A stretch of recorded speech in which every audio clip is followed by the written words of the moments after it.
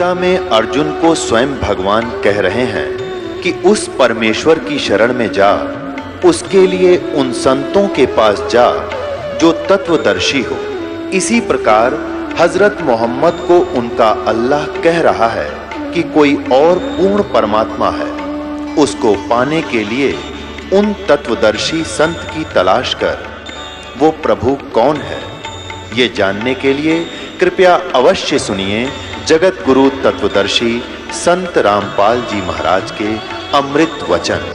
अब क्या बताते हैं कि 25 दिन के हो गए भगवान कबीर साहब, यानी एक लीला में शरीर में, और ना कुछ अन्न खावे ना कोई दूध पीवे, और स्वस्थ ऐसे जैसे रोज 1 किलो दूध पीता हो बालक, इतना स्वस्थ शरीर, और जैसे कमल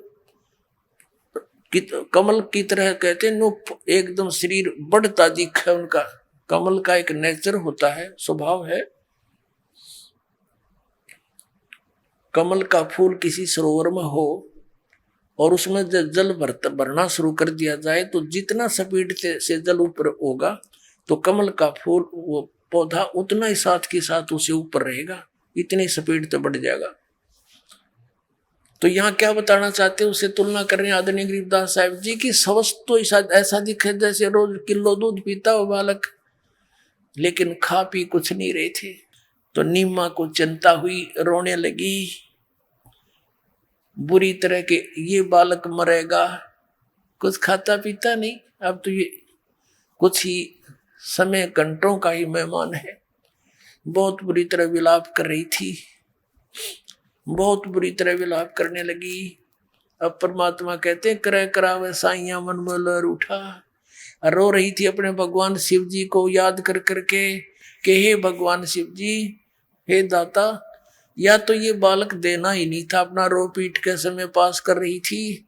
अरे परमात्मा, अब ये दिया है वापस ले रहे हो, अब ये आपकी दासी, अब जीवन नहीं इस बिना, ये फाइनल फैसला। ये तो मालिक अंतर्यामी थे, समझ गए थे या बुढ़िया मरेगी, इतना मर तक के दे, क्योंकि वो नहीं मरना था, वह कितना मरे थी, पर उसका भय बढ़ गया कसूता और उसको संतुष्टि हो नहीं सकती। तो परमात्मा ने शिव को कार्यमोट दबाया, शिव जी भगवान का। शिव उतरे शिवपुरी से वो अवगत बदन विनोदे, मैं के कमल खुशी भये जब लिया ईश को गोदे। अब कबीर साहब ने प्रेरणा की भगवान शिव जी को कि तेरी कौन आत्मा तुझे याद कर रही है, ऐसी विलाप कर रही है। तो वहां एक साधु रूप बना के, महात्मा का रूप बना के शिव जी आके खड़े हो गए वहां और कहा, माई क्यों रो रही है? और वो रो रही थी, एक बार सरसरी सी नजर देख कर रो रही थी कि बाबा जी केले रही, बड़ा कुछ खाता ना पीता।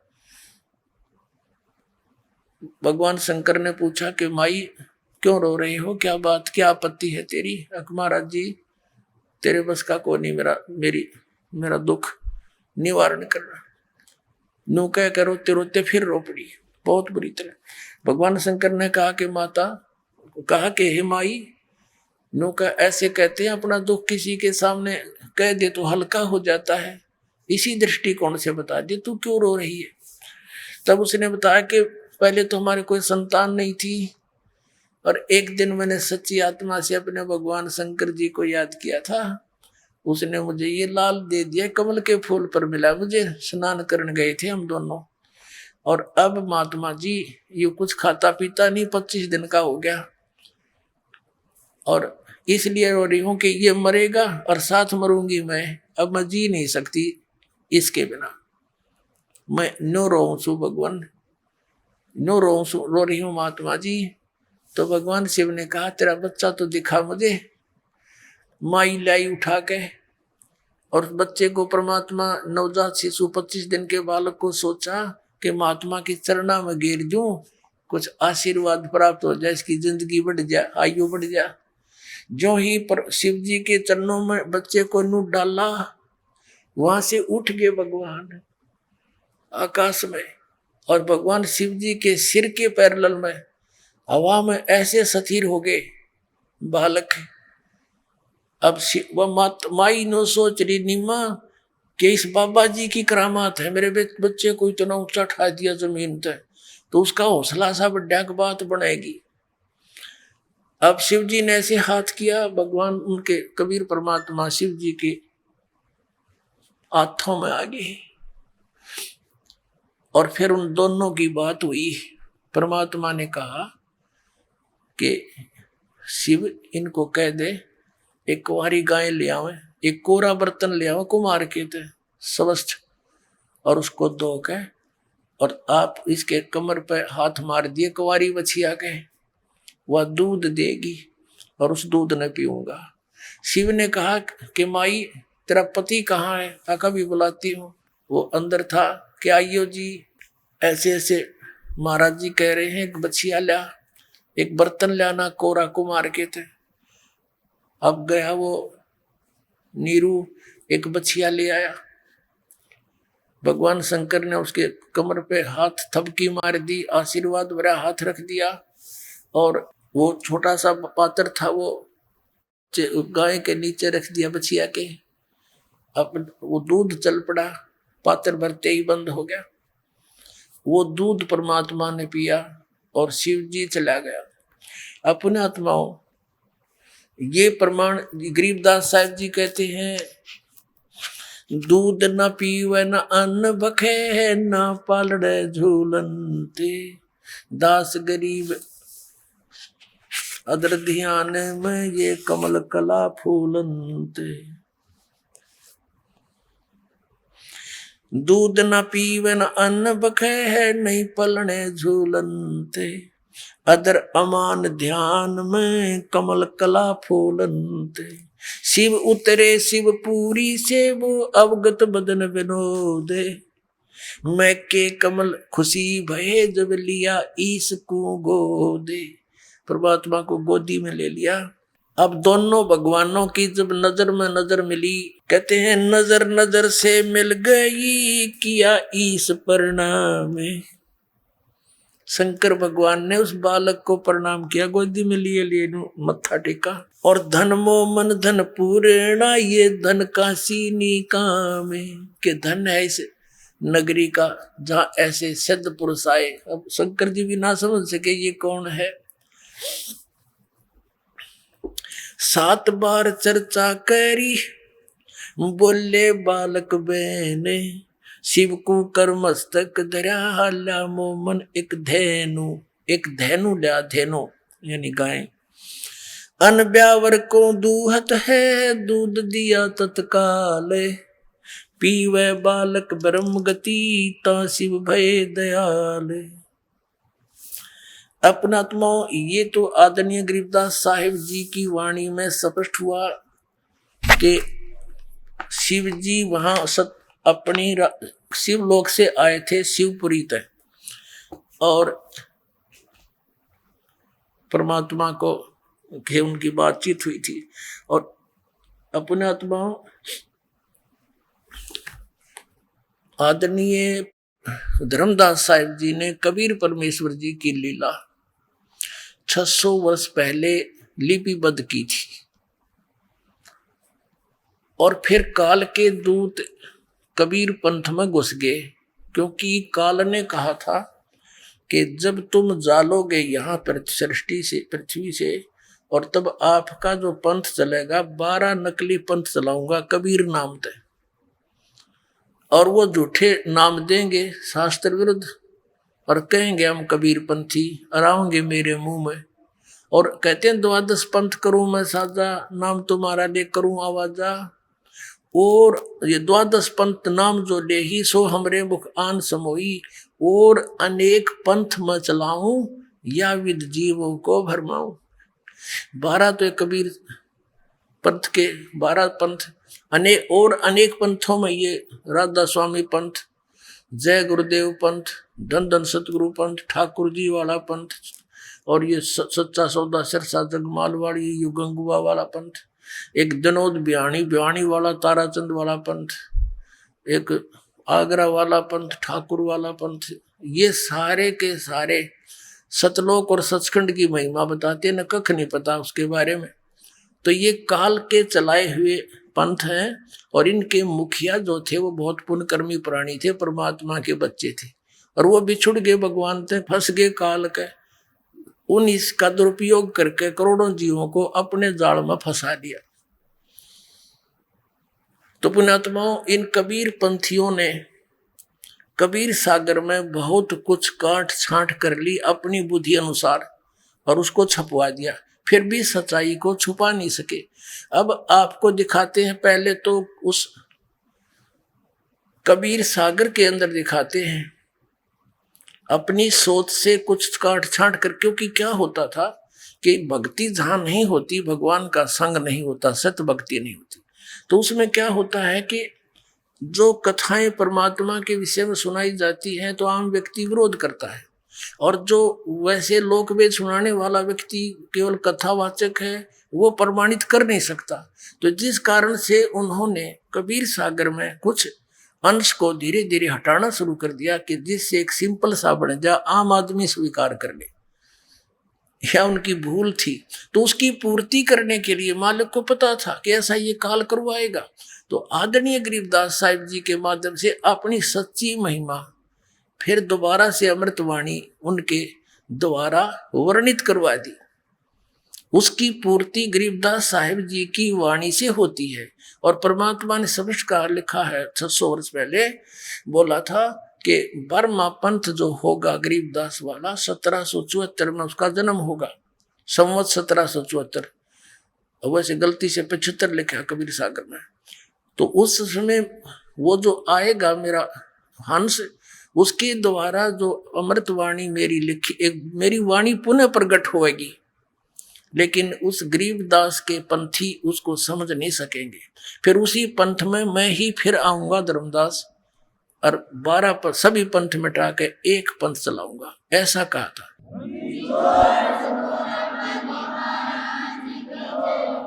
परमात्मा स्वयं नहीं आए, दास को भेज दिया। पुण्यात्माओं, हो सकता दास की अर्जी सुन ली हो मालिक ने कि दाता आपको बहुत परेशान करते हैं आपके बच्चे, उस काल से प्रेरित होकर के इस दास को हो सकता स्वीकार करके इसलिए भेज दिया। तो अब आपको दिखाते हैं कबीर सागर के अंदर, और फिर दिखाएंगे वेदों में, और परमात्मा की वो वाणी फिर सिद्ध हो जाएगी। वेद मेरा भेद है, मैं ना मिलूं वेदन के माही, अर्जुन वेद से मैं मिलूं, वो वेद जानते नहीं। देखिएगा कबीर सागर, ये कबीर सागर संपूर्ण 11 भाग, इसके कौन प्रकाशक है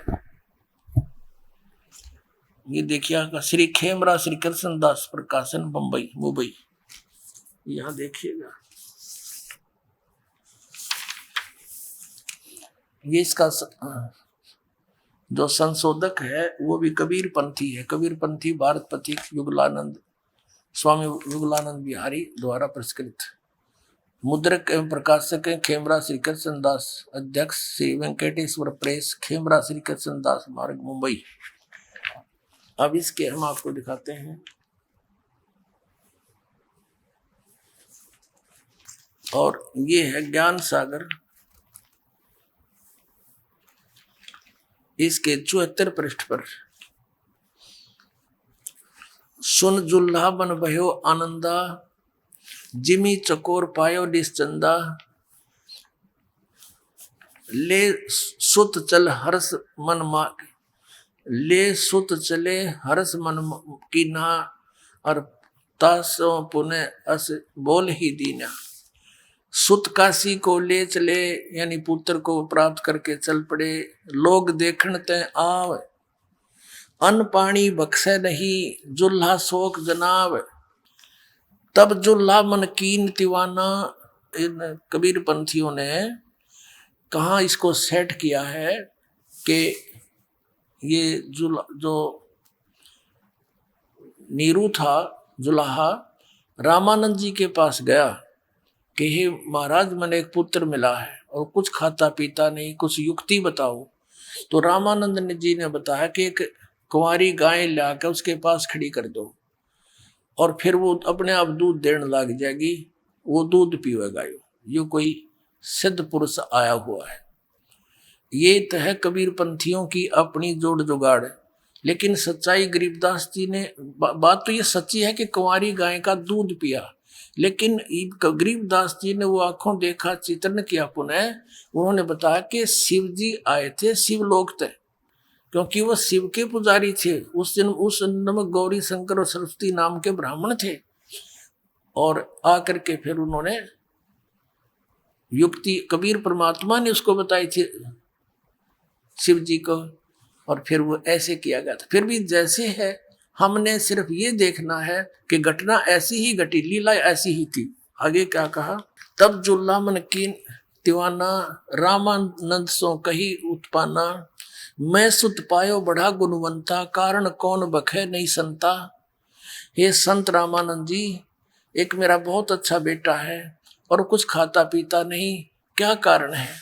रामानंद ध्यान तब धारा, जुल्ला सो तब वचन उचारा, पूर्व जन्म में ते ब्राह्मण जाति, हर सेवा की नी बली बाती। कुछ तुम सेवा हर की चूका, ताते भयो जुल्ला का रूपा, प्रीति प्रभु गए तुर लेनी, ताते उद्यान में सुत तो है दीना।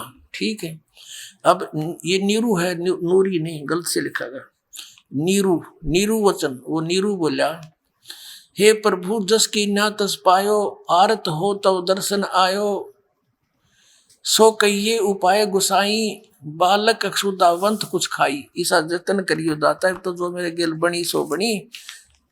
अब ऐसा कोई युक्ति बताओ जिससे मेरा बच्चा कुछ खा पी ले। सो कहिए उपाय गुसाई, बालक अक्षुदावंत यानी भूखा कुछ खाई। रामानंद अस युक्ति विचारा, तुम सुत कोई ज्ञानी अवतारा। तुम्हारा बेटा कोई ज्ञानी अवतार है, कोई विद्वान पुरुष है, इसलिए ऐसे खाएगा ये। बछिया रामानंद, हाँ, एक बछिया जाही बैल नहीं लागा, सो ले ठाड करो ते आगा।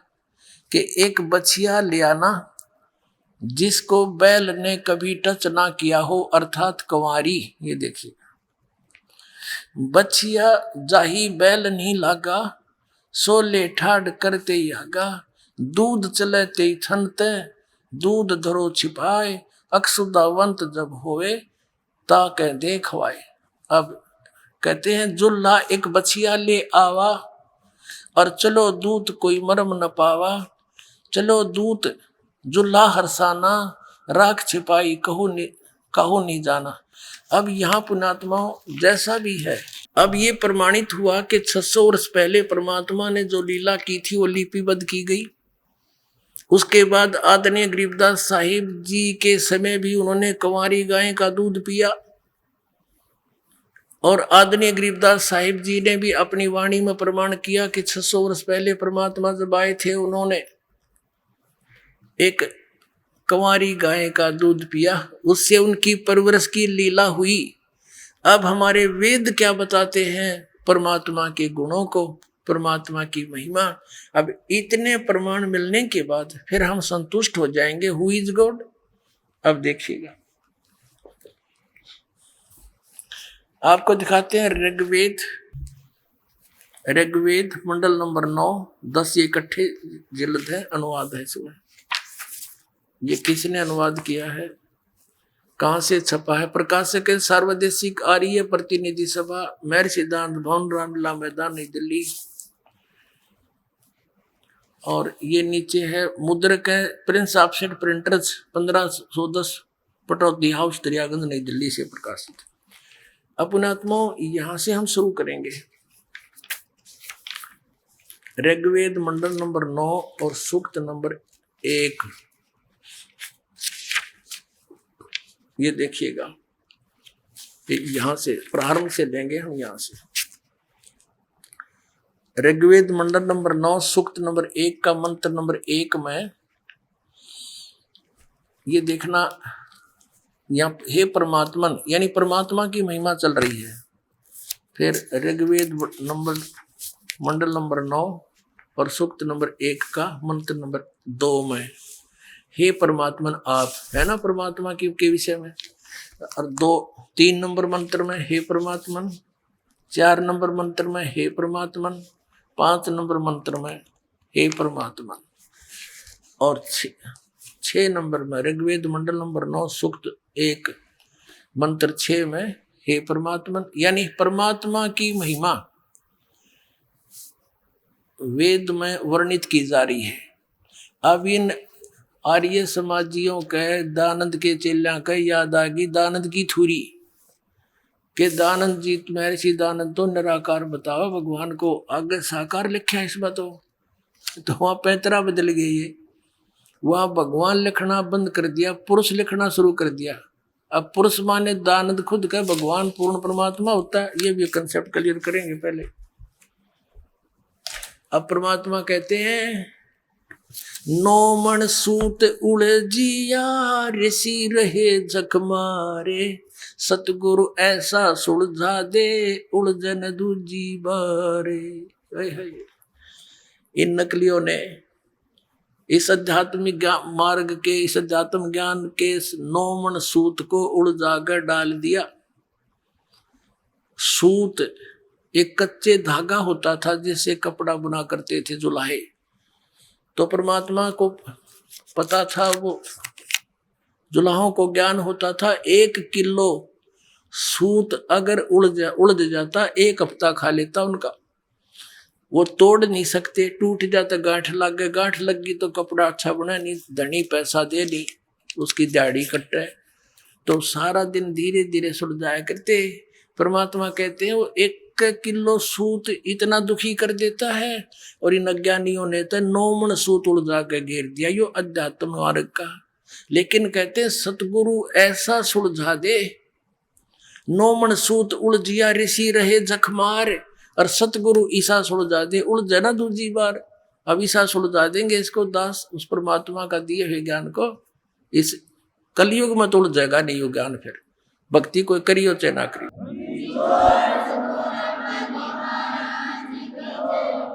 अब देखना यजुर्वेद,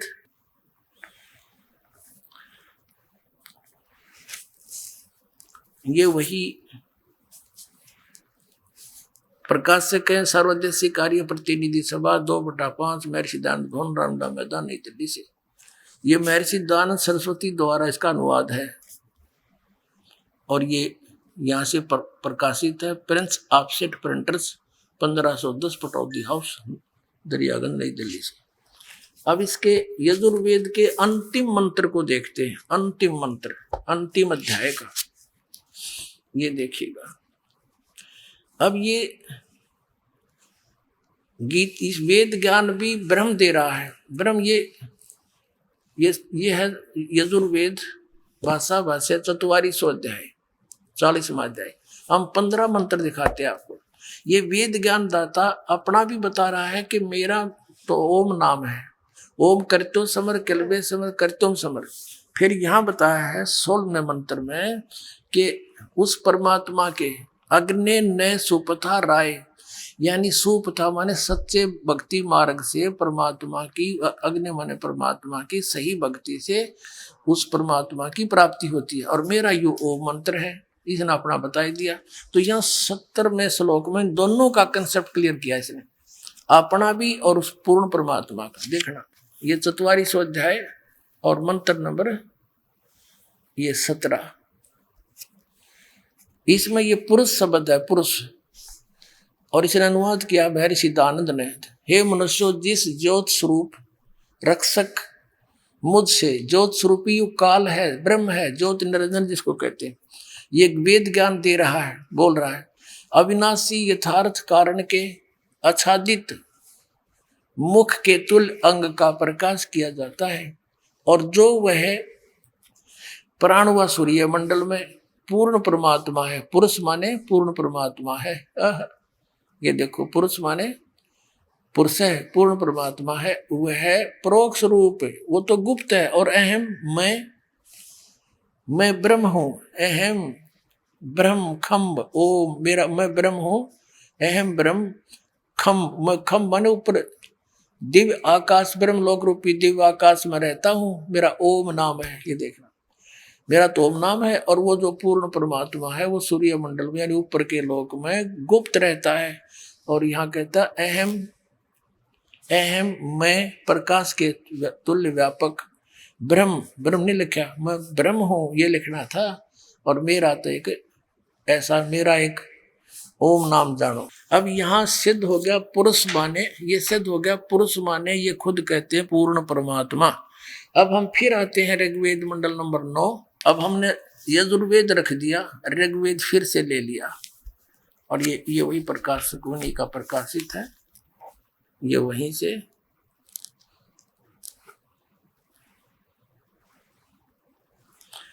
अब इसके हम यहाँ तक आगे थे पढ़ते पढ़ते, यहाँ तक तो इन्होंने ऋग्वेद मंडल नंबर 9 सूक्त 1 के हम 6 तक आगे थे। यहाँ इन्होंने परमात्मा की महिमा बताते हुए आ रहे, परमात्मा के विषय में जानकारी है, लेकिन इस 7वें श्लोक से इन्होंने पुरुष लिखना शुरू कर दिया। पहले तो ये कह रहे थे उस हे परमात्मा, यहाँ देख लो 5वें में हे परमात्मा, 6ठे में, 4थे में हे परमात्मा, 3रे में हे परमात्मा, 2रे में हे परमात्मा, और यहाँ आके ये फिर अचल बचल हो गए। इनका याद आ गया 6ठे में फिर हे परमात्मा, और 7वां में लिख दिया उस पुरुष को, उस परमात्मा को लिखना ना शुरू भूल बंद कर दिया जानबूझ के। अब देखना 8वें में क्या है, उस पुरुष को, उस पूर्ण परमात्मा को उग्र गतियां प्रेरणा करती हैं। यानी एक ऐसी स्थिति जब आ जाती है, धर्म की हानि होती है, तो परमात्मा प्रेरित होकर के दुख देख कर अपने भक्तों का वो वहां से चल कर आते हैं, यहाँ लीला करते हैं। 3 प्रकार से की स्थिति से, 3 प्रकार के शरीर की स्थिति से हम सबका कल्याण करते हैं, उदाहरण पोषण करते हैं। उस पूर्ण परमात्मा को, पुरुष माने पूर्ण परमात्मा समझना, उग्र गतियां प्रेरणा करती हैं, और भासमान शरीर को, वह पुरुष, भासमान माने तेजोमय शरीर को, सुंदर शरीर को वह पुरुष यानी वो परमात्मा प्राप्त होता है। अच्छा सुंदर शरीर युक्त है वो भगवान। और आगे देखो यहाँ क्या होता है कि जिसमें उस शरीर में, वो शरीर कैसा होता है उस शरीर में, जिसमें 3 प्रकार के दूसरों को वारण करने वाला मधु में शरीर मिलता है। अपने आत्मा यहाँ देखना ये। अब ऋग्वेद मंडल नंबर 9 सूक्त नंबर 1 मंत्र 9 में हम आगे। अब क्या लिखा है, उस सोम, कच्चा नहीं छोड़ा परमात्मा ने, उस सोम स्वभाव वाले श्रद्धालु पुरुष को। अब यहाँ हम परमात्मा को लिख दें तो बहुत अच्छा रहे। ये सोम माने ये खुद भी यहाँ देखो, इसी के ऋग्वेद मंडल नंबर 9 के सूक्त नंबर 1 मंत्र 1 में ये सोम अर्थ है, सोम अक्षर है, शब्द है, इसका अर्थ परमात्मा किया है। तो हम यहाँ इस दृष्टिकोण से भी इसको परमात्मा लिख लेंगे। ऋग्वेद मंडल नंबर 9 सूक्त 1 और मंत्र 9 में। अब यहाँ शिशु रूप है, शिशु धेनु माने गाय, शरणंती माने उसका पालन धारण पोषण करती है। यहाँ देखना उस सोम स्वभाव वाले पुरुष को, यानी उस अमर परमात्मा को, जो शिशु रूप धारण करके कुमार में ही जब होता है, शिशु रूप धारण करके प्रकट होता है। अभी अधन्या, अभी माने सब प्रकार से यानी पूर्ण रूप से, अधन्या माने अहिंसनीय नहीं, बिना धनाई, धेनु माने गौवे, और उसकी तृप्ति करती है। इन हद पता था नहीं सिर पैर का, इन तड़ंगा अडान तो मतलब था, फिर भी परमात्मा ने सच्चाई छुपन नहीं दी। कहते हैं चोर चुरावे तुंबड़ी और गड्ढे पानी में, वो गड्ढे हुआ ऊपर आवे न, सच्चाई छनी ना। अभी न खूब चेष्टा की उड़ज पुड़ज करने की, वो पुरुष और फलाना पुरुष, यह सब लिखा कि उसको, यानी अभी अधन्या, अधनी माने बिना धनाई, और अभी माने कति कंप्लीट, यानी कंवारी अनटच्ड, जाके संग बैल नहीं लागा, कंवारी बछिया, इसका ये स्पष्ट हो गया। फिर देखें उस परमात्मा को समझो जो शिशु रूप धारण करके प्रकट होता है। अभी अधन्या यानी सब प्रकार से अहिंसनीय माने बिना धनाई, गौवे यानी कंवारी गौओं से उसकी तृप्ति करती हैं, उसकी परवरिश की लीला होती है। बोलो सतगुरुदेव की जय हो।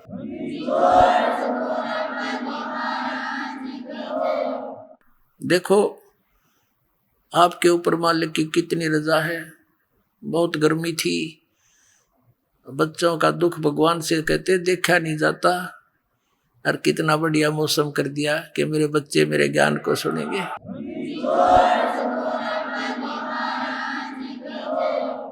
कि मेरे बच्चे मेरी महिमा को सुनेंगे, इनकी आत्मा प्रफुल्लित होगी, इनकी भूल मिटेगी।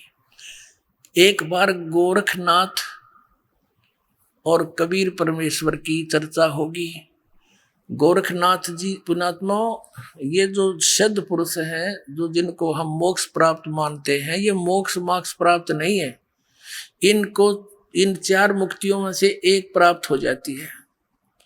और कुछ एक ऐसे होते हैं कि वो पितरलोक में विराजमान है, वहां से जब चाहे यहाँ आ जाते हैं, अन्य रूप बनाकर कोई पहचान नहीं सकता। एक बार स्वामी रामानंद जी का बहुत बड़ा बोलबाला था, और वैष्णव परंपरा के वो प्रचारक थे। विष्णु जी का प्रचार घना हो गया, तो ये नाथों को चिंता होगी जो शिव जी के उपासक है तमोगुण के। तो ये गोरखनाथ भी शिव जी का उपासक था, तो इसने आकर के रामानंद जी के साथ गोष्ठी करने की ठान ली। अब उनको ये नहीं मालूम था ये गोरखनाथ जी है, एक सिद्ध हैं, बहुत बड़े आए हैं, रामानंद जी से चर्चा करेंगे। रामानंद जी घबरा गए कि इन सिद्धों के पास जंतर मंत्र सिद्धियां होती है, और ये सिद्धि दिखा देगा, सब फिर मुझे फेल कर देगा, लोग ताड़ी बजा देंगे, अले बात गई काम थे। तो चिंतित हो गए। परमात्मा कबीर जी अब बताएंगे कल के आगे वाले सत्संग में, कल परसों में, लेकिन यहाँ थोड़ा सा एक लिंक बताते हैं कि परमात्मा किसी माँ से जन्म नहीं लिया। इससे एक लिंक है, छोटा सा सत्संग करते हैं। कबीर परमेश्वर जी रामानंद जी के एक परंपरा बनाए रखने के लिए शिष्य बने थे, लेकिन इसलिए कि काल के दूतों का दाव ना लग जाए, नो ना क्या करेंगे, कबीर जी ने कौन से गुरु बनाए थे, इसलिए रामानंद जी से कहा था तुम मुझे मेरे गुरु बने रहना, या मर्यादा बनी रहेगी। रामानंद जी से जब चिंतित देखा रामानंद जी को, परमात्मा ने कहा कि महाराज जी क्या बात होगी कि ऐसी समस्या आ गई। परमात्मा बोले चलो देखते हैं, जो होगा देखी जाएगी, अब जाना पड़ेगा। तो रामानंद जी ने को जब ये हौसला मिला, वो जान गए कि कुछ ना हो, जब इस परमात्मा ने ये कह दिया। तो वहां जाकर देखा गोरखनाथ जी का आसन अलग, रामानंद जी का अलग। कबीर जी रामानंद जी के चरणों में एक सुयोग्य शिष्य के समान नीचे धूल में बैठ के जमीन पर, छोटी सी उम्र के बालक 5, 7, 10 वर्ष के। अब गोरखनाथ जी ने कहा कि रामानंद चर्चा कर मेरे साथ। छोटे से बालक वैष्णु साधुओं जैसा रूप बना रहे थे, सारे उसी तरह तलक बलक ला के कंठी कुंठी पहन के करीब कबीर साहब खड़े हुए 10 वर्ष के बालक, और कहा कि गोरखनाथ पहले मेरे से चर्चा कर, मेरे गुरुजी को पीछे बात करना, बोल तेरा क्या प्रश्न है। गोरखनाथ जी ने कहा कि अरे कबीर तू कल का बालक और गोष्ठी गोरखनाथ से करेगा, तेरी क्या उम्र है। तब परमात्मा कहने लगे नाथ जी अगर मेरी उम्र सुनना चाहता सुन ले, सुनाता हूं। परमात्मा ने कहा कि तेरे करोड़ तो ब्रह्मा मर गए, अरबों तो तेरे ब्रह्मा मर गए, 49 करोड़ कन्हैया, और 7 करोड़ तेरे शंभू मर गए, मेरी एक नहीं पलैया। अब वो ऐसी बड़ी बात कही कि मेरी उम्र क्या है बताऊं तुझे। तो क्या बताते हैं, अब जो दास कंसेप्ट क्लियर करना चाहता है, कबीर इज गॉड, और पुण्यात्मा वेदों ने प्रमाण कर दिया, क्योंकि हम वेदों को एथेंटिक मानते हैं, और उधर से आंखों देखा उन गवाहों ने, गरीबदास साहिब जी ने प्रमाणित कर दिया। अब क्या बताते हैं, कब के बहे बैरागी कबीर जी, कद के बहे बैरागी। अब गोरखनाथ जी ने पूछा कि आप कद तक सन्यासी हो गए, आप छोटे से बालक। तो क्या बोले भगवान, नाथ जी जब से बहे बैरागी, मेरी आद अंत सुध लागी, धूं धूं कार आद का मेला, नहीं गुरु कोई ना था चेला, जब का तो हम योग उपासा, तब का फिरूं अकेला। धरती नहीं जद की टोपी दीनी, ब्रह्मा नहीं जद का टीका, शिव शंकर से योगी ना थे, जद का जोड़ी सिक्का।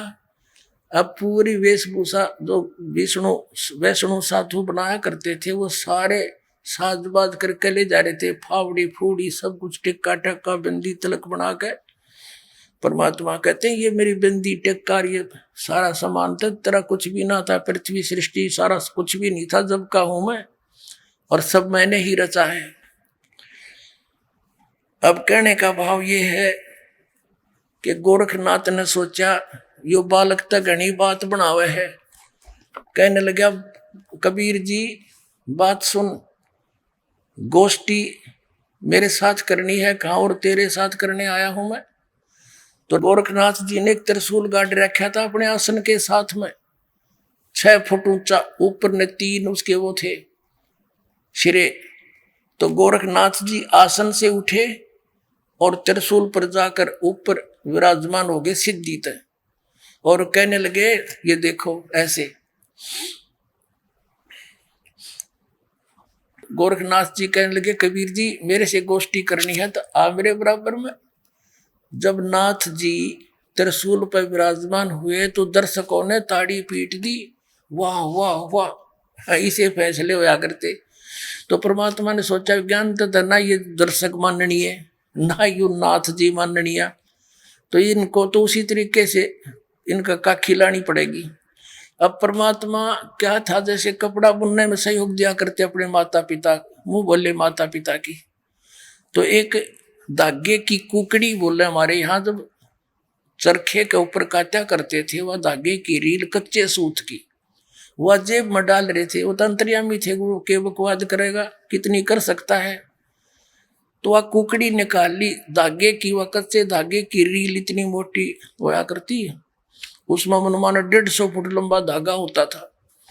उस कुकड़ी का यानी उस रील का धागे का एंड पकड़ लिया और उस बाकी को ऐसे घुमा दिया, वो अनबंडल होती चली गई, उजड़ गई पूरी, खुल गई और सीधी स्ट्रेट वो धागा खड़ा हो गया। परमात्मा वहां से उठे और 150 फुट ऊपर जाकर के धागे के एंड पर विराजमान हो गए कबीर जी।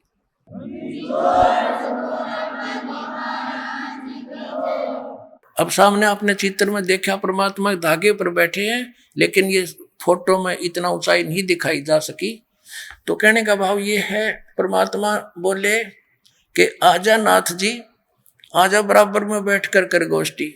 पुणात्मा ये नहीं था कि गोरखनाथ जी नहीं जा सकते थे इतने ऊंचे, लेकिन सिद्धि क्या चीज है, जैसे ये घड़ी है और ये सिद्ध कर दी मैकेनिकों ने, वैज्ञानिकों ने, कारीगरों ने, और ये चल रही है, और इसके सामने चुंबक आ जा या सारी जाम हो जाएगी, इसकी सारी सिद्धि फेल हो जाएगी। तो वो तो चुंबक थे परमात्मा, और ये सिद्धि थी कर्तव्य इनके पास, वो सर्व सिद्धि युक्त परमात्मा समर्थ, उसके सामने उस नाथ जी की सिद्धि जाम होगी। फिर ऊपर ने उठना चाहा, जमीन पाकर न्यो पड़ा गदर देश नो देखे, लोग फिर हंसे, खूब ताली पीटी, नाथ जी तक गया चत। और परमात्मा ने ये धागे पर विराजमान होने से पहले कहा था, नाथ जी संता का काम आपकी हमारी जो बात हुई है गोष्ठीकरण की हुई है, चर्चा, ज्ञान चर्चा, ये जादूगरी दिखाने की नहीं। नाथ जी दूना फूल गया, अकिन के पास कुछ है नहीं, इसलिए आनाकानी कर रहा है कि बात करनी है तो मेरे बराबर में आकर बैठो, वरना मुझसे बात मत करो। तब परमात्मा ने उसकी बात फड़क निकाल ली थी। फिर नाथ जी कहने लगे कि महाराज नीचे आ जाओ। अब समझ गया, क्योंकि जो कांटे के पहलवान होते हैं ना, वो घनी बकवाद नहीं करा करते, वो समझ जाते हैं कि तेरे से ये प्रबल है। तब उसी समय कहा कि आ जाओ महाराज, नीचे बात करेंगे आगे। अब ना पेटा भरा, न सोचा भाई कदे एक बार तो हो सके है और परीक्षा लेता हूं। तो फिर क्या कहा, गोरखनाथ ने कहा कि एक परीक्षा और लूंगा मैं आपकी, तब मान लूंगा तुझे विजयी। बोलो कबीर साहब बोले बोलो कि मैं इस दरिया में छुपूंगा, मुझे खोज देना। कि चलो, गंगा उड़े साथ में थी, ये वहां गंगा के किनारे गोष्ठी हो रही थी, घाट पर गए, गोरखनाथ ने डुबकी लगाई, मछली का रूप धारण कर लिया। परमात्मा ने पकड़ के वह मछली गोरखनाथ बना के पटड़ी में बैठा दिया। अकेले नाथ जी वो देखो,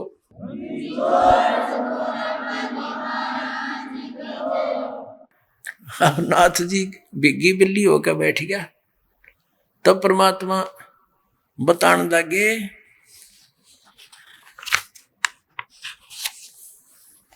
तब गोरखनाथ ने पूछा, हे परमात्मा आप कौन हो, कहां से आए हो? तब मालिक बताने लगे, अवधू अवगत से चल आए, मेरा कोई भेद मर्म ना पाया। अविगत से, जो जिस स्थान से कोई परिचित नहीं, सतलोक से चल कर आया हूं, प्रोक्त स्थान से, उस धूलोक से चल कर आया हूं मैं। अवधू अवगत से चल आया, मेरा कोई भेद मर्म ना पाया। ना मेरा जन्म ना गर्भ बसेरा, बालक बन दिखलाया, काशी नगर जल कमल पडेरा, तहां जुलाहे न पाया। अपनी सच्चाई बता रहे हैं कि ना मेरा जन्म गर्भ, ना मेरा कोई माता पिता, ना मेरा जन्म ना गर्भ बसेरा, एक बालक बन दिखलाया, काशी नगर जल कमल पडेरा, तहां जुलाहे न पाया। मात पिता मेरे कुछ नाही, ना मेरे घर दासी, जुल्हे का सुत आने कहाया, यू जगत करे मेरी हासी। परमात्मा कहते हैं, ना मेरा कोई माता पिता, ना मेरा कोई पत्नी दासी, और जुल्हे का सुत बेटा आने कहा, यू जगत करे मेरी हासी। थी कोई पिछली संस्कार, कोई वचन थे हमारे इसके। ना मेरा जन्म ना गर्भ बसेरा, बालक बन दिखलाया, काशी नगर जल कमल पडेरा, तहां जुलाहे न पाया। मात पिता मेरे कुछ नाही, ना मेरे घर दासी, जुल्हे का सुत आन कहाया, यो जगत करे मेरी हासी।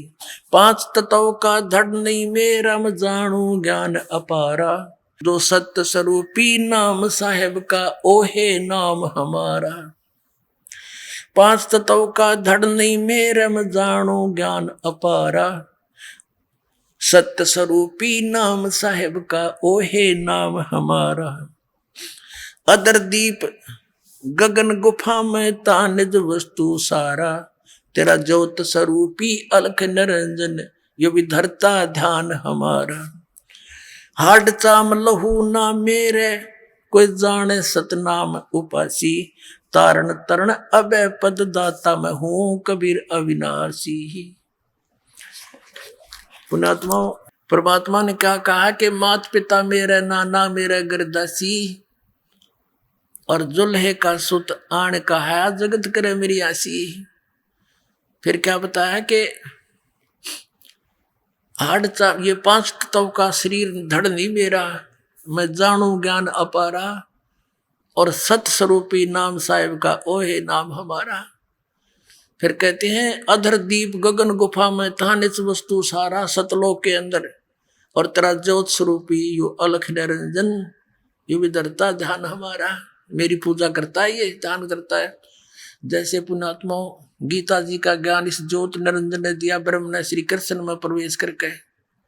और ये कहता है 15वें अध्याय के 4थे श्लोक में कि तत्वदर्शी संत की प्राप्ति के पश्चात परमेश्वर के उस परम पद की खोज करनी चाहिए, जहां जाने के बाद साधक फिर लौटकर कभी संसार में नहीं आता, और मैं उसी की शरण हूं, उसी की पूजा करनी चाहिए, ऐसी धारणा बनाकर। गीता जी अध्याय नंबर 18 के श्लोक नंबर 62 में इसने कहा कि अर्जुन, तू सर्वभाव से उस परमेश्वर की शरण में जा, उसकी कृपा से तू परम शांति को और सनातन परम धाम को प्राप्त होगा। नंबर 18 के 63वें श्लोक में इसने कहा कि गीता जी का ज्ञान जो मैंने कहना चाहती थी सारा कह दिया, मेरी शरण में आना है तो युद्ध करना ही पड़ेगा, उसकी शरण में जाना है, परम शांति पानी है, तो तत्वदर्शी संतों की खोज कर ले उससे, वो तुझे जैसे बताए वैसे कर। फिर 18वें अध्याय के 63वें श्लोक में कहा कि गुप्त से गुप्त ज्ञान तुझे गीता जी का ज्ञान मैंने बता दिया, अब तू कर जैसा तेरी समझ में आवे। 18वें अध्याय के 64वें श्लोक में कहा कि अर्जुन एक और गुप्त से गुप्त ज्ञान बताता हूं, ये वही परमात्मा जिसके विषय में 18वें अध्याय के 62वें श्लोक में कहा है, वो मेरा भी पूज्य देव है, मेरा वो भी इष्ट देव है, वो मैं भी उसकी साधना करता हूँ और उसी की भक्ति करके ये अपना 21 ब्रह्मांड का ये चला रहा है। ये 21 ब्रह्मांड को परमात्मा इसको इसके तप के बदले में ये वहां बैठकर भी तपस्या करता रहता है। जैसे शिव रूप में बैठा देखा, यो शिव जी का पिता है, इसी रूप में भी होता है कई बार।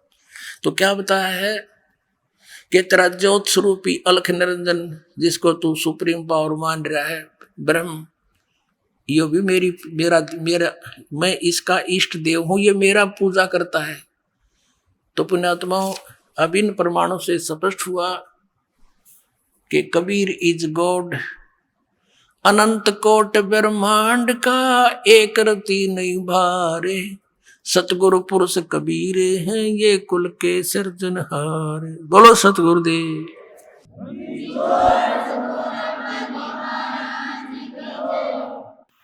परम पिता परमात्मा पूर्ण ब्रह्म सर्वश्रेष्ठी रचनहार कबीर साहिब, कबीर परमेश्वर जी, ये हम सब आत्माओं के जनक हैं, ये हमारे कुल मालिक, ये हमारे हमदर्द हैं, ये हमारे लिए भटक रहे। पुण्यात्माओं, हमने एक बहुत भयंकर भूल कर रखी है, जिसके परिणाम स्वरूप हम यहाँ इस गंदे लोक में दुख पा रहे हैं।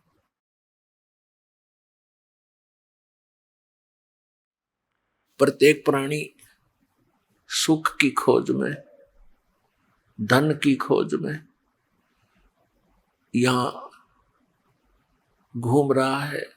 किसी ने कोई साधन अपनाया है, किसी ने तो सुखी होने के लिए धन उपार्जन करना ही उद्देश्य मान रखा है, और किसी ने आध्यात्मिक मार्ग का सहारा लिया है, वो भी केवल सुख प्राप्ति के लिए।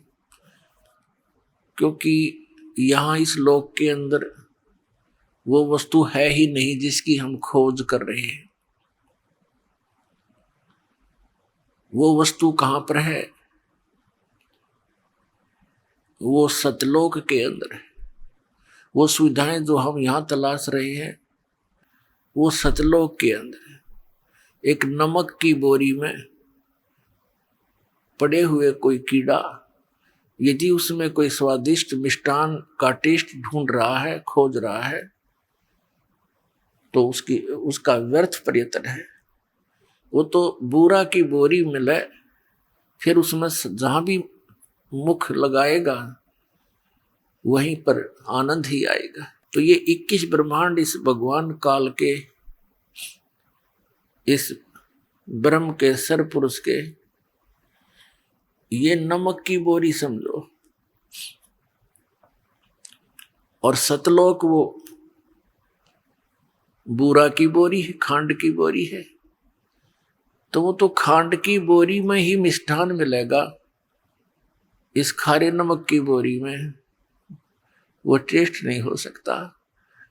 पुण्यात्माओं, ये बात जो दास बोल रहा है ये किसी डूम भाट के गीत नहीं, ये किसी आम व्यक्ति की बनाई हुई कथा नहीं, ये उस सतपुरुष पूर्ण परमात्मा कबीर भगवान का दिया हुआ ज्ञान जो दास आपको बता रहे हैं। इसके ऊपर आप 100% 100% विश्वास करना, क्योंकि हम इस काल के द्वारा इन नकली संतों, पंथों, आचार्यों के द्वारा हम इतने भ्रमित कर दिए कि भगवान का नामो निशान मिटा दिया। जितने पंथ उतने ही मंत्र, उतना ही भिन्न भिन्न ज्ञान, अपनी अपनी दंत कथा, अपने अपने लोकवेद बना के और हमारे अंदर अज्ञान ठोक दिया।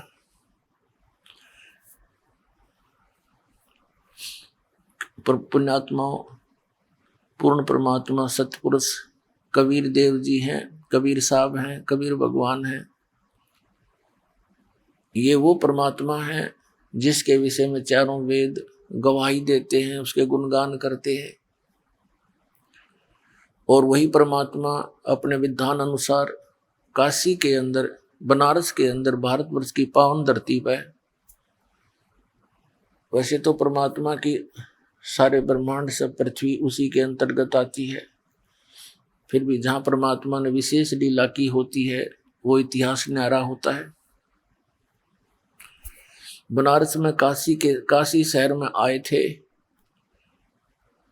और 120 वर्ष इस धरातल पर रहे, एक जनसाधारण जैसी लीला की, अपने हाथों से काम करके निर्वाह करके दिखाया। ये सब लीला उस परमात्मा ने किस लिए की, क्यों करते हैं वो ऐसी, वो हमें ये दिखाना चाहते हैं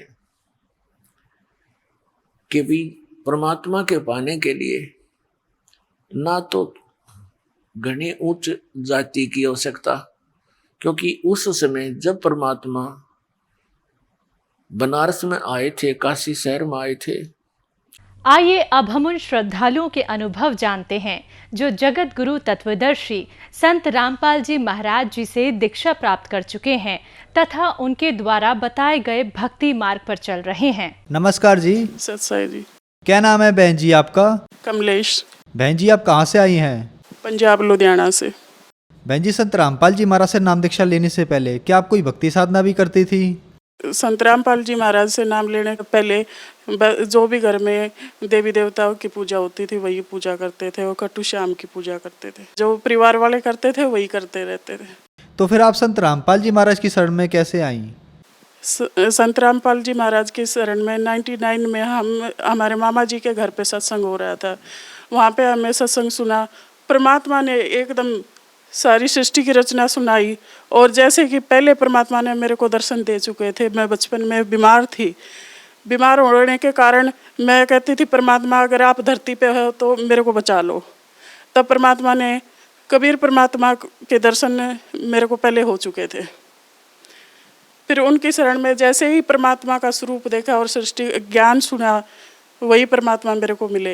वो जो परमात्मा का स्वरूप मैंने देखा था वही परमात्मा के स्वरूप के साथ में दर्शन हुए थे।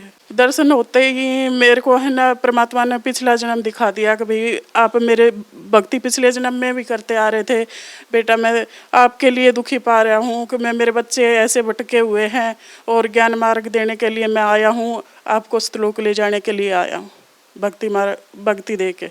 तो क्या संत रामपाल जी महाराज से नाम दीक्षा लेने के बाद आपको भी कोई लाभ प्राप्त हुए? उसके बाद मेरे को लाभ बहुत ज़्यादा हुए। अब मैं बताने लग जाऊं, सुबह से शाम हो जाए इतने लाभ मिले हुए हैं मेरे को। जैसे कि पहले है मेरे को है ना बच्चा रुकता नहीं था, 2 महीने हुए, 3 महीने अबॉर्शन करवाना पड़ता था। डॉक्टरों ने जवाब दे दिया कि भाई बच्चादानी में प्रॉब्लम है। नाम लेने से इतने लाभ हुए, मेरे को 2 बच्चे दिए। परमात्मा ने खुद दिखाया, गद्दी के नीचे परमात्मा के ऐसे बच्चे लेटे हुए हैं। परमात्मा कहते हैं बेटा जितने चाहे उतने ले लो, परमात्मा के पास कोई कमी नहीं है। मैं कहती हूँ गुरुजी जो भी आप दोगे वही मैं लूँगी। परमात्मा ने 2 ज्योति दे दी मेरे हाथ में। उसके बाद मेरे को 2 बच्चे हुए और लाभ तो बहुत ज़्यादा हुए हैं परमात्मा ने। जैसे कि पहले हम रेंट के मकान पे रहते थे, मैं कहती परमात्मा के रेंट से तो मैं दुखी पाली हूँ, कोई ना सत्संग सुन सकते, ना नित्य नियम कर सकते, ना आरती। कहते शोर कर रहे हो, चुप करो, इतनी आवाज़ ना करो। परमात्मा कभी मेरे को भी है ना घर चाहिए। परमात्मा ने स्वप्न में आके कहते बेटा अगर आपको घर चाहिए, मैं कहती हाँ परमात्मा आपकी भक्ति में बाधा आ रही है, मेरे को घर चाहिए। तो परमात्मा स्वप्न में आके मेरे को प्लाट नंबर बता के गए और वही प्लाट नंबर हमें लिया। पहले गलियों में घूमते रहते थे, कभी प्लाट नंबर कोई नहीं मिला हमें। और एक बारी हमारे घर में चोर घुस गए थे रात के समय पर, मेरे बच्चे को उठाने के लिए आए थे, तो मैं सो रही थी। परमात्मा कहते बेटा उठ, तेरे घर में चोर घुसे हुए हैं। फिर परमात्मा ने 2 बारी आवाज़ लगाई, तीसरी बारी परमात्मा थोड़े गुस्से से बोले अगर बेटा उठ, तेरे घर में चोर घुसे हुए। मैं उठ के देखा तो मेरी मंजी के नीचे सच में चोर घुसे हुए थे। और बैठ के देखने लगी तो उसकी शर्ट बाई तरफ उड़ रही थी। वो उठने के बाद देखा तो वो भाग के निकल गई। और एक बारी क्या है कि भी इनका परिवार में ही दादी जी है, उनके साथ झगड़ा हुआ है, उन्होंने मोट छुटवा दी हमारे पे। तो मोट छुटवा दे तो हम तो परमात्मा की भक्ति कर रहे थे, आरती का समय था, आरती कर रहे थे, तो वो मोट ऊपर ही घूमे जाए। हमारे भगत जी कहते हैं देखो ये क्या आ रहा है। मैं कहती हूँ परमात्मा की आरती करो, संत रामपाल जी महाराज का नाम सुमरन करो। और हमें ऐसे ही किया। वो मोट आध घंटा हमारे ऊपर से घूमी गई। घूमने के बाद हम देखते तो नीम का पेड़ था, उसमें जाके गिरी। वो गिरने के बाद उस नीम के पेड़ में आग लग गई। आग लगने से फिर वो नीम का पेड़ सूख गया बिल्कुल। किसी के माध्यम से पता चला कि भाई वो मोट छोड़ने वाला कहता है कि भाई किसके पास छुटवा दी आपने, अगर वो तो बहुत इतने तगड़े समर्थ की शक्ति में है, परमात्मा की शक्ति में है, उनके बस के हमारे से ये मोट वगैरह नहीं छोड़ी जाएगी, हमें माफ़ कर दो, नहीं तो मेरी जान को खतरा था, मैं पेड़ में नहीं डालता तो। और एक बारी है ना, मैं घर पे जा रही थी, तो घर पे जाने के बाद मैं पर्स टांगे हुई थी, बाइक पे बैठे हुए थे, भैया था, मेरी बेटी थी, तो ऐसे ही सामने से बस आ रही थी और पीछे से ट्रक आ रहा था, बाइक बीच में थी, तो उस लेडीज़ को पर्स छीनने लगी। मेरा पर्स की डस टांगे हुई थी, पर्स जैसे ही छीनने लगी मैं गिर गई। मैं कहती हूँ परमात्मा आप ही बचा सकते हो। तो इतना 5 मिनट का जो गैप था 15 मिनट का कर दिया परमात्मा ने, और मैं नहीं ट्रक आया, इतनी देर में नहीं बस आई। संत गुरु रामपाल जी महाराज ने बचा ली। फिर संत गुरु रामपाल जी महाराज के पास गई मैं दर्शन करने के लिए। गुरुजी ने कहा बेटा आज तेरा जन्म इतना ही था, खत्म होने वाला था, यह जन्म दान तो परमात्मा ने दिया है। और परमात्मा तो मेरे को इतना ज्ञान दिया है, इतना निर्मल ज्ञान, कभी इस धरती पे पहली बार ज्ञान मिला है। और लाभ ये हुए कि मेरी माता जी की डेथ हो गई 8 महीने पहले ही। फिर वो मेरे सपने में आई। सपने में आने के बाद कहती है बेटी तो अपनी साधना में लगे रहना, और अच्छी परमात्मा आए हुए हैं, इनकी शरण को छोड़ना मत, आप लगे रहना। और ऐसे ही है ना, मेरे ससुर जी थे, उनके भी पेन होता था पैर में, तो पेन होता था, इतना होता था कभी ज़मीन में लेट जाते थे।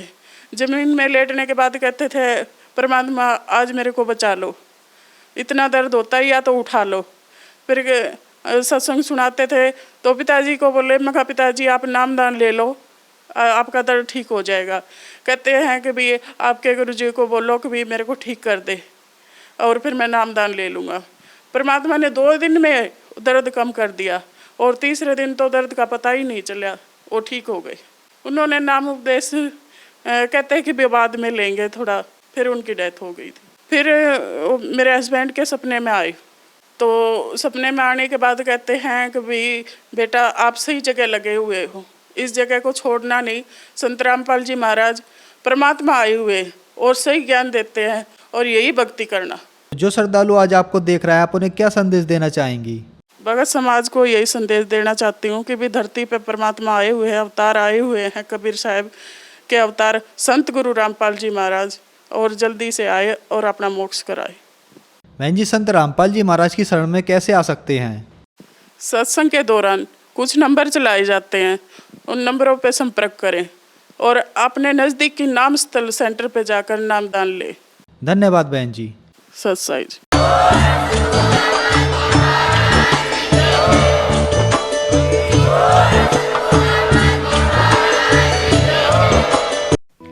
आप सुन रहे थे जगत गुरु तत्वदर्शी संत रामपाल जी महाराज के मंगल प्रवचन। अधिक जानकारी के लिए संपर्क करें।